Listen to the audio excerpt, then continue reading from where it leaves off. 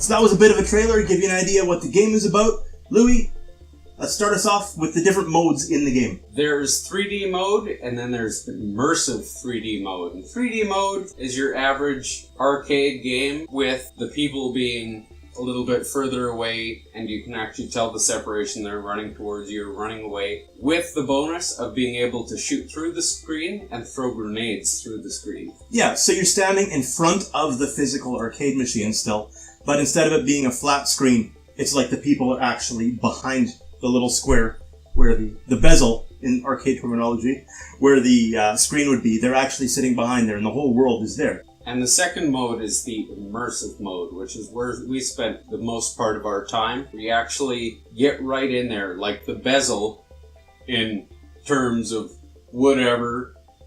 It's called a bezel. I'm sorry. I happen to build arcades, okay?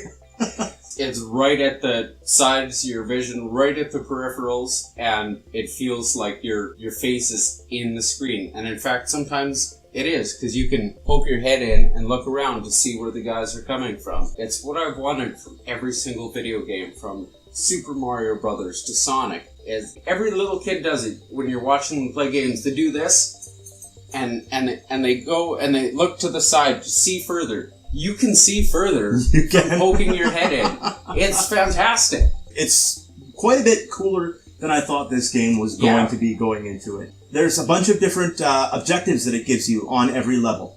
And when you complete objectives, I think it always gives you 3, correct? Which you should read before playing the level. It helps. It really does. And then you don't have to play it again and go, oh, that's what we had to do to unlock. Yep. And that's what it does. When you beat the objectives that it lays out before you, it unlocks upgrades on your weapon, or if you get enough of them, it'll unlock the next level. So you're going to have to keep going back and beating all your old levels and doing what it needs you to do. For example, in one of them, it wants you to save 3 POWs. Yep. And the first time I saw one thinking, oh, this is like an arcade game, right? There's a little glow around the lock. So I shoot the lock. Well, it's a cage, so the bullet just kills the guy standing in it. Next time, I was very careful to angle it so that my shot hit the lock without killing the guy in it. So as we're playing this game, I looked around, and normally when we first started, everybody's playing their own little arcades that you can't see or touch or anything because they're way off. And all of a sudden there's one guy right in my face, and I went, okay, that's kind of weird. And I looked around, and people are standing close to us, clapping, applauding, and having a good time, and I'm going, we have fans. Like, you have to be the coolest guy at the arcade to have fans at the arcade. And they threw that in there, and it was great. On the same note, we turned around and one of the women was convulsing on the floor, and we found out later you can bump into them, they can bump into each other, and then they'll fall. And they fall down. It's funny. So let's get to the review. The game is $21.99 Canadian. Tell me what you think. How many exploding POWs? No, we won't do that. It's too soon, probably. How many exploding helicopters into gunships out of 5 would you give this? I would give it 3.5, and not because it's super high resolution or anything. It's just fun, and it seems very replayable. We didn't get anywhere near to the end of the levels, like there appeared to be so many more, but we didn't even scratch the surface yet. But I would love to go back and keep playing. It is very fun. I don't like rating it the same as you. It just goes against my grain, but I would give this a 3.5 out of 5 as well. I'm not penalizing it for the quality of the graphics. I'm playing an arcade game, so it doesn't have to be photorealistic. They can be a little pixelated and stuff.